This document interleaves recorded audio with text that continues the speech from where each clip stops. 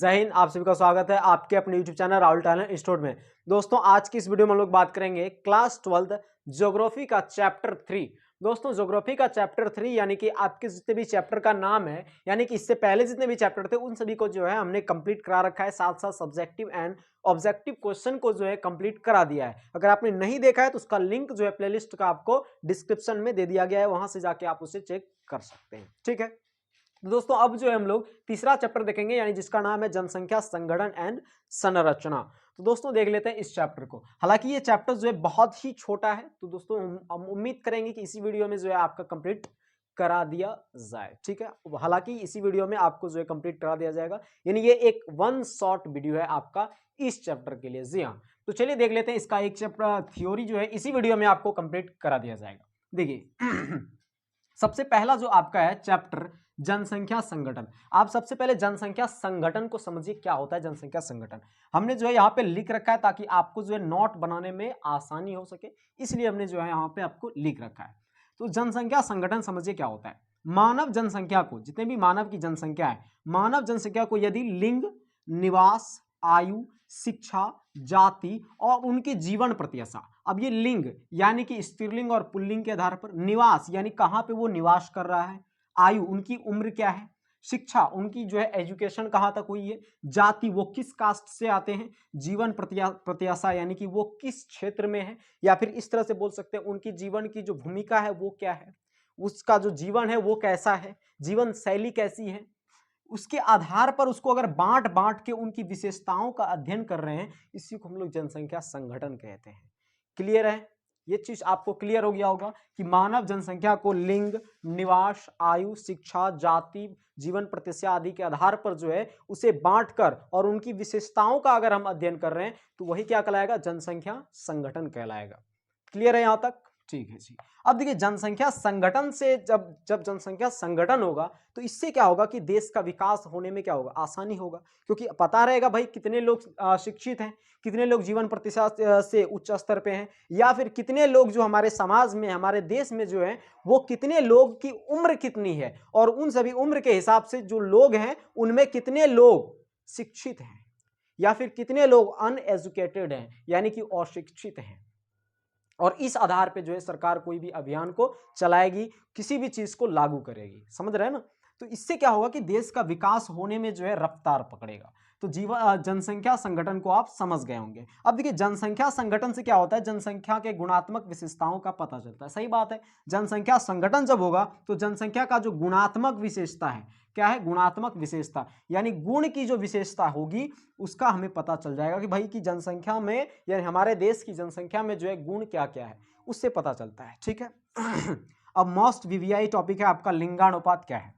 तो लिंगानुपात को समझिए क्या होता है, लिंगानुपात किसे कहते हैं। बहुत ही शॉर्ट तरीके से आपको समझाएंगे, बहुत ही इजीली तरीके से आपको समझ में भी आ जाएगा। ध्यान से समझिएगा लिंगानुपात। हालांकि एक सूत्र पहले आपको लिख लेते हैं। तो सूत्र जो होता है इसका लिंगानुपात का, वो क्या होता है, लिंगानुपात बराबर होता है स्त्रियों की जनसंख्या, क्या होता है, स्त्रियों की जनसंख्या बटे होता है पुरुषों की जनसंख्या और गुणा 1000। क्या होता है, स्त्रियों की जनसंख्या बटे पुरुषों की संख्या गुणा 1000। लेकिन अगर डेफिनेशन के हिसाब से इसी को लिखना है, परिभाषा के हिसाब से, तो आपको क्या लिखना है कि स्त्रियों की जनसंख्या और पुरुषों की जनसंख्या के अनुपात को लिंगानुपात कहते हैं। स्त्रियों की जनसंख्या और पुरुषों की जनसंख्या के अनुपात को क्या कहते हैं, लिंगानुपात कहते हैं। यही आपको डेफिनेशन में लिखना है। लेकिन जब सूत्र पूछा जाए, जब लिंगानुपात निकाला जाए तब आपको स्त्रियों की जनसंख्या बटे पुरुषों की जनसंख्या गुणा 1000। और ये सूत्र जो है कई सारे देश अपने अपने हिसाब से बोलते हैं, लेकिन ये हम जो आपको बताए हैं ये अपने भारत देश की है सूत्र। तो भारत देश का ये सूत्र हो गया, तो आप जो है इसी चीज को याद रखिएगा। हालांकि और सभी देशों का सूत्र जो है आपके एनसीईआरटी बुक में दिए हैं, लेकिन आपको जरूरी नहीं है उस चीज को याद करना, आप इस चीज को आप याद रख सकते हैं। ठीक है, तो अब देखिए लिंगानुपात जो होता है वो होता क्या है, स्त्रियों की जनसंख्या और पुरुषों की जनसंख्या के अनुपात को लिंगानुपात कहते हैं। इस चीज को आप नोट कर लिए कि स्त्रियों की जनसंख्या और पुरुषों की जनसंख्या के अनुपात को लिंगानुपात कहते हैं। यह भारतीय सूत्र के हिसाब से होता है। अन्य सभी देश जो है इसको अलग अलग तरीके से मानता है। कोई कहता है भाई पुरुषों की जनसंख्या और स्त्रियों की जनसंख्या के अनुपात को लिंगानुपात कहते हैं। समझ रहे हैं ना, बहुत सारे देशों का अलग अलग कहना है, यानी उस सबका अपना अपना मान्यता है, तो मान सकता है, कैसे भी निकाल सकता है वो भाई। ठीक है, अब देखिए लिंगानुपात जो होता है वो उसमें कमी और यानी कि उच्चतम और निम्नतम कैसे आता है, कमी और अधिकता उसमें जो है कैसे होती है, इसके बारे में थोड़ा सा जानना बेहद ही आपके लिए जरूरी है। तो क्या आप जानेंगे इसके बारे में, तो ध्यान से समझिएगा जरा। जैसे देखिए अगर आप जानते होंगे 2011 की जनगणना, आपको पता होगा 121 करोड़ के आसपास आबादी थी 2011 में भारत की। तो 2011 में जो भारत में था, 2011 में अगर भारत की जनसंख्या अगर बात करें भारत की, तो भारत में जो 2011 की जनगणना थी उसके हिसाब से अगर देखें तो भारत में अत्यधिक अगर लिंगानुपात की बात करें 2011 की मतलब भारत में जो जनगणना थी वो लगभग 121 करोड़ के आसपास था, कुछ 0.6 करोड़ इस तरह से कुछ था, है ना। 2011 की भारत की जनगणना अगर देखें तो 121.06 करोड़ इसके आसपास कुछ था जनसंख्या, ठीक। ये हो गया आपका ये जनसंख्या। लेकिन अब बात आता है हम लोग को लिंगानुपात का, तो समझिए ध्यान से। अगर अधिक लिंगानुपात होगा तो किसे कहते हैं, अधिक लिंगानुपात। अब अधिक लिंगानुपात अगर भारत की बात करें, भारत में अधिक लिंगानुपात कहाँ है, तो भारत में अधिक लिंगानुपात की बात करें तो वो केरल में है। कहाँ में है, तो केरल में। भारत में अधिक लिंगानुपात केरल में है। वो क्यों है, तो कारण है केरल में होने का। केरल में क्यों कारण है, तो ध्यान से समझिए। क्या है केरल में कि प्रति 1000 पुरुषों पर, केरल में प्रति 1000 पुरुषों पर, क्या है भाई, प्रति 1000 पुरुषों पर, यानी 1000 अगर पुरुष है केरल में तो उसमें 1084 महिला है। क्या है, 1084 महिला, यानी 84 महिला अधिक है। अब बताइए महिलाओं की संख्या अधिक हो रहा है तो लिंगानुपात क्या हो रहा है, अधिक हो रहा है, यानी उच्च लिंगानुपात है। तो सर्वाधिक लिंगानुपात भारत के किस राज्य में है, तो केरल में। ध्यान से समझिएगा, सर्वाधिक लिंगानुपात भारत के किस राज्य में है, केरल में। इस चीज को आप याद रखिएगा। तो अधिक लिंगानुपात वाले राज्य भारत के कौन है, तो केरल। क्यों भाई, क्योंकि प्रति 1000 पुरुषों पर वहां पे 1084 महिलाएं निवास करती है, रहती है अभी भी, ठीक है। इस चीज को आप समझ गए। अब निम्न लिंगानुपात क्या होता है, तो निम्न लिंगानुपात भी साथ ही समझ लीजिए। तो निम्न लिंगानुपात, अब निम्न लिंगानुपात अगर सबसे निम्न यानी कि निम्न लिंगानुपात की बात करें तो वो है हरियाणा, भारत का राज्य है हरियाणा, है ना। तो हरियाणा जो है आपका, हरियाणा है ना, तो यहाँ पे क्या हुआ है कि ये जो ऐसा एक राज्य है, आप बोल सकते हैं यहाँ पे ये जो है निम्न लिंगानुपात वाला एक राज्य है। क्या है, निम्न लिंगानुपात वाला एक राज्य है। यहाँ पे 1000 पुरुष पर, क्या है भाई, 1000 पुरुषों पर, सॉरी इसको थोड़ा सा जो है ऊपर लिख देते हैं हम क्योंकि कट सकता है ये आगे जाके, ठीक। यहाँ पे क्या है, 1000 पुरुष पर, क्या है, 1000 पुरुष पर जो है आपको यहाँ महिलाएं जो है वो मात्र यानी हरियाणा में 1000 पुरुषों पर महिलाएं आपको 877 देखने को मिलेगा। कितना, 877 महिलाएं आपको देखने को मिलेगी यहाँ पे, 877 या फिर 838 के आसपास, सॉरी 833, सॉरी भूल गए थे इसको, 833 आपको महिलाएं यहाँ पे देखने को मिलेगी। कितनी, 833 महिलाएं देखने को मिलेगी हरियाणा में। निम्न लिंगानुपात जो है बहुत ज्यादा निम्न लिंगानुपात है कहाँ पे, हरियाणा में। ये चीज ठीक हो गया। उसके बाद अब जो है देखेंगे हम लोग, ये चीज जो है नॉर्मली है आपका लिंगानुपात में, आप एक उदाहरण के तौर पे दे सकते हैं कि भारत का अधिक लिंगानुपात केरल में है जहाँ पे 1000 पुरुषों पर 1084 महिला है, जबकि निम्न लिंगानुपात हरियाणा में है जहाँ पे 1000 पुरुषों पर 833 महिलाएं हैं, ठीक है। यहाँ पे यानी महिलाओं की जनसंख्या अगर कम हो रहा है मतलब कि लिंगानुपात कम हो रहा है, महिलाओं की जनसंख्या अगर बढ़ रहा है मतलब कि लिंगानुपात बढ़ रहा है, ठीक है। उसके बाद अगला देखते हैं हम लोग, विश्व में जनसंख्या में लिंगानुपात। विश्व जनसंख्या में लिंगानुपात, ये हम लोग भारत की बात कर रहे थे, यहाँ पे कुछ उदाहरण लिए थे, लेकिन अब देखेंगे विश्व जनसंख्या में जो लिंगानुपात है वो कैसा है, उच्च है या निम्न है। तो देखिए विश्व जनसंख्या में अगर औसत लिंगानुपात की बात करें, औसत का मतलब होता है लगभग लिंगानुपात अगर देखें तो 100 महिला अगर है विश्व में तो 102 पुरुष हैं विश्व में। 100 महिला है तो 102 पुरुष हैं, यानी कि औसत लिंगानुपात ये है। तो औसत लिंगानुपात यानी 100 महिला पे 102 पुरुष हैं तो लिंगानुपात क्या हो गया, निम्न हो गया, क्योंकि महिला की जनसंख्या क्या है, कम, तो लिंगानुपात भी कम। और अगर 1000 पुरुष की बात करें तो 990 महिला है, यानी प्रति 1000 पुरुषों पर 990 महिलाएं हैं विश्व जनसंख्या में लिंगानुपात का। समझ रहे हैं, ठीक। उसके बाद सर्वाधिक लिंगानुपात वाला भी तो कोई देश होगा, जी हाँ, सर्वाधिक लिंगानुपात वाला अगर कोई देश है तो वो है लाटविया। और अगर महादेश की बात करें, सर्वाधिक लिंगानुपात वाला महादेश की बात करें तो कौन है बताइए, तो सर्वाधिक लिंगानुपात वाला महादेश अगर बात करें तो वो है यूरोप। कौन है, यूरोप महादेश। सर्वाधिक लिंगानुपात वाला महादेश यूरोप महादेश, ध्यान रखिएगा इसको। उसके बाद न्यूनतम लिंगानुपात वाला देश है यूएई। कौन है, यूएई यानी यूनाइटेड अरब अमीरात यानी संयुक्त अरब अमीरात। क्लियर है? न्यूनतम लिंगानुपात वाला देश यूएई यानी अरब अमीरात, यूनाइटेड अरब अमीरात यानी कि संयुक्त अरब अमीरात। और उच्च लिंगानुपात वाला देश लैटविया या लाटविया भी कई जगह आपको आ जाएगा, इसमें कोई दिक्कत आपको नहीं होना चाहिए। लेकिन अगर महादेश की बात पूछा जाए तब, अगर सर्वाधिक लिंगानुपात वाला महादेश पूछे तब यूरोप, लेकिन निम्न लिंगानुपात वाला महादेश पूछे तो हम लोग कौन से महादेश में हैं? भारत महादेश में है? नहीं, हम लोग जो है एशिया महादेश में। कौन से महादेश में? एशिया महादेश में। तो हम ही लोग जो है क्या है, निम्न लिंगानुपात वाले महादेश में आएंगे, एशिया महादेश। एशिया महादेश जो है क्या है, निम्न लिंगानुपात वाला महादेश है या फिर महाद्वीप है। समझ रहे हैं आप इस चीज को? ठीक। उसके बाद देखेंगे लिंगानुपात कम होने का कारण। ये जो हमारे देश है, इस यहाँ पे जो लिंगानुपात कम होता है उसका क्या कारण है? तो लिंगानुपात कम होने का कई कारण होता है। अब उस सभी कारणों को देखेंगे और ये आपका 5 नंबर में पूछ सकता है क्वेश्चन, इसलिए मोस्ट वीवीआई क्वेश्चन है, मोस्ट लॉन्ग टाइप में आपका क्वेश्चन ये पूछा जा सकता है। इसलिए इस चीज को ध्यान से समझिए और गौर से समझिए। एक एक पॉइंट में आपको कुछ ना कुछ लिखना पड़ेगा। आप कॉपी पेन लेके बैठिए और जो जो बोल रहे हैं उस पॉइंट में आपको लिखना है। पहले समझ लीजिए आप, फिर बाद में खुद से भी लिख सकते हैं। लिंगानुपात कम होने का जो कारण है वो क्या है? लिंगानुपात कम होने का कारण मतलब क्या? कि स्त्रियों की जनसंख्या घट रहा है, यही बात है। ठीक। तो देखिए सामाजिक और आर्थिक स्तर पर निम्न दर्जा स्त्रियों को, यानी सही बात है कि सामाजिक और आर्थिक स्तर पर जो है दर्जा जो है वो स्त्रियों को कम दी जा रही है।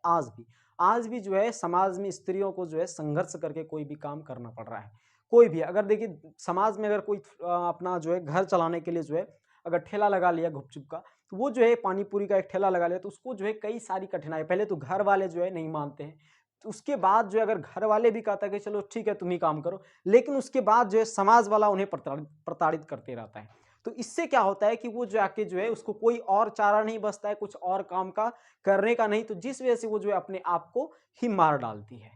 तो ये क्या हो गया कि स्त्रियों की जनसंख्या क्या होती जा रही, धीरे धीरे धीरे धीरे घटती जा रही। क्यों? क्योंकि समाज में आर्थिक स्तर पर भी यानी पैसा कमाने के स्तर में भी उसे निम्न दर्जा है और समाज में भी उन्हें निम्न ही दर्जा है। अगर किसी भी काम को करना चाहे लड़कियां तो उसे नहीं करने दी जाती है। लेकिन यही बात है जिस वजह से जो है क्या होता है कि समाज में जो स्त्रियों को है वो दर्जा कम है और लिंगानुपात कम होने का एक कारणों में ये भी एक महत्वपूर्ण कारक बन जाता है। दूसरा है घरेलू हिंसा। अब देखिए आज देखें तो किसी भी क्षेत्र में किसी भी घर में अगर कोई भी हिंसा होता है, हम ये नहीं बोल रहे हैं कि उसी की जड़, उसका जड़ जो है वो महिलाएं ही है, नहीं, बल्कि हर जड़ का जो शुरुआत होता है ऐसा माना जाता है और हर चीज का जो जड़ होता है वो कहीं ना कहीं जो है वहीं से निकलता है कि भाई ऐसा किए तो जाके ऐसा हुआ। तो घरेलू हिंसा का भी कारण जो है महिलाओं को ही बताया जाता है, इन स्त्रियों को ही बताया जाता है, जिस वजह से जो है क्या होता है कि स्त्रियों की हत्या भी बहुत ज्यादा होते रहती है। तो लिंगानुपात में कमी आती जा रही है। तीसरा है स्त्री भ्रूण हत्या, यानी कि स्त्रियों को जो है जैसे ही देख लेता, आज भी जो है समाज जो है आज भी जो है समाज पुरुषार्थ समाज है, यानी पुरुषोत्तात्मक समाज है, पौरुषोत्तात्मक समाज है, पुरुष वाला समाज है आज भी। तो पुरुष समाज है जिस वजह से स्त्रियों को दर्जा आज भी समाज में कम दिया जाता है और इस वजह से जो है स्त्रियों को है वो गर्भ में ही उसका गर्भपात करा दिया जाता है, यानी गर्भ में ही उसको मार दिया जाता है। माइक्रोस्कोप टेलीस्कोप जो माइक्रोस्कोप होता है उससे जो है देख लेता है माँ के गर्भ में क्या बच्चा पल रहा है, उसका जो मतलब लिंग है वो क्या है, स्त्रीलिंग या पुल्लिंग, तो देख लेता है भाई स्त्रीलिंग है तो उसको जो है भाई इसी में मार दे। तो वो चीज क्या होता है कि इससे क्या हो रहा है कि जनसंख्या, महिलाओं की जनसंख्या घट रही है और जब महिलाओं की जनसंख्या घट रही है तो लिंगानुपात में ऑटोमेटिक कमी आएगी। तो ये स्त्री भ्रूण हत्या यानी कि महिलाओं को जो है क्या करना, गर्भ में ही मार देना, तो इसी का कहते हैं स्त्री भ्रूण हत्या। आपको 2 नंबर में यहाँ से क्वेश्चन पूछ सकते हैं, स्त्री भ्रूण हत्या किसे कहते हैं। तो स्त्री भ्रूण हत्या किसे कहते हैं, यह एक जो है क्या है बहुत ही प्रताड़ित ऐसी एक हत्या है जिसमें महिलाओं को जन्म होने से पहले ही उन्हें जो है माँ के गर्भ में ही मार दिया जाता है, इसी को स्त्री भ्रूण हत्या कहते हैं। ठीक है। उसके बाद है स्त्री शिशु हत्या। स्त्री शिशु हत्या क्या होता है? अब देखिए स्त्री शिशु हत्या, बहुत सारे स्त्री जो है वो क्या होता है कि बहुत सारे गरीब लोग होते हैं वो जो है माइक्रोस्कोप से गर्भ में बच्चों की लिंग जो है वो नहीं देख पाते हैं, यानी वो स्त्रीलिंग है या पुल्लिंग है नहीं देख पाते हैं। उसके बाद जन्म लेने के बाद जब देखते हैं कि भाई ये लड़की है या फिर ये स्त्री है तो इसके बाद जो है वो कहता है कि भाई इससे ये जो है मुझे नहीं चाहिए। तो जिस वजह से वो क्या करता है काट के या फिर बहुत तरह के प्रताड़ित करके उसको जो है या फिर कहीं फेंक देता है, इस तरह से करके उसको जो है क्या कर देता है, उसकी हत्या कर देता है किसी न किसी तरह से। तो स्त्री शिशु हत्या भी होता है, जिस वजह से लिंगानुपात में कमी आती है। उसके बाद है पुरुष प्रधान समाज सोच। समाज की सोच जो होते जा रही है आज जो है पुरुष प्रधान होते जा रही है। कैसी होती जा रही है? पुरुष प्रधान सोच होती जा रही है। आज जो जो देखें तो समाज जो है हर हमेशा हर हाल में जो है वो अपने आप को जो है बढ़ाना चाह रहा है, ना कि स्त्रियों को लेकर साथ बढ़ना चाह रहा है, बल्कि वो कह रहा है कि भाई हम ही जो है बस अकेले आगे बढ़ेंगे और समाज को जो है खुद ब खुद ही चलाएंगे। वो स्त्रियों को जो है आगे बढ़ाना ही नहीं चाह रहा है। अगर स्त्री थोड़ा सा आगे बढ़ना चाह रहा है तो उसको जो है हमेशा वह हमेशा जो है नीचे ही खींचना चाह रहा है, हमेशा उसे जो है आगे बढ़ाना चाह रहा है। कौन? तो वो भाई हमेशा जो है ये पुरुष प्रधान समाज होने की वजह से जो है आज भी जो है हमेशा हमें जो है पुरुष को ही जो है दर्जा देना पड़ जा रहा है। ठीक है ये चीज। तो पुरुष प्रधान समाज सोच होने की वजह से जो है स्त्रियों को कम दर्जा मिल रहा है, और स्त्रियों को जब कम दर्जा मिल रहा है तो लिंगानुपात भी क्या होगा? ऑटोमेटिक कम होगा। तो इसको जो है 5 नंबर में आपका पूछ सकता है। उसके बाद एक यूएनओ ने जो है इसके संबंध में एक रिपोर्ट जारी किया था। वो क्या रिपोर्ट जारी किया था? यूएनओ यानी यूनाइटेड नेशन ऑर्गेनाइजेशन यानी संयुक्त राष्ट्र संघ, उन्होंने एक ऑर्गेनाइजेशन ने जारी किया था, कहा था कि 139 देश जो है 139 देश, तो 139 देशों में लिंगानुपात क्या है? स्त्रियों के लिए अनुकूल यानी कि फ्रेंडली है। यानी लिंगानुपात के चक्कर में जो है 139 देश क्या है? आगे है। यानी उसमें थोड़ा सा देखें तो उसका मतलब थोड़ा सा इसके आसपास है, इसके आसपास है। ठीक है। उसके बाद 72 देश ऐसा है जहां पे प्रतिकूल है, यानी वो पूरा जो एकदम निम्नतम है, कोई इसका चारा नहीं है इस तरह से। तो प्रतिकूल का मतलब होता है उसके उल्टा उल्टा चलना, और अनुकूल का मतलब होता है एकदम मस्त से चल रहा है, ठीक ठाक चल रहा है। समझ रहे हैं ना? जैसे हम इधर चल रहे हैं, हवा भी इधर चल रहा है, तब तो बढ़िया है ना, लेकिन हम इधर चल रहे हैं, हवा उधर से आ रहा है, उसी को बोलते हैं प्रतिकूल। ठीक है, ठीक है जी। अब देखिए आपको समझ में आ रहा होगा, थोड़ा सा एक चीज हम भूल गए यहाँ पे, आपको ये चीज आ रहा होगा कि भाई यूएई जो है यहाँ पे एक सबसे कम लिंगानुपात क्यों है? तो एक कारण है, यहाँ पे क्या है कि चयनित प्रवास, पुरुषों का चयनित प्रवास अत्यधिक होता है। तो पुरुषों का चयनित प्रवास होने की वजह से जो है क्या होता है कि यहाँ पे लिंगानुपात बहुत ही कम है। ठीक है यहाँ तक। तो इस चीज का आप एक स्क्रीनशॉट ले सकते हैं।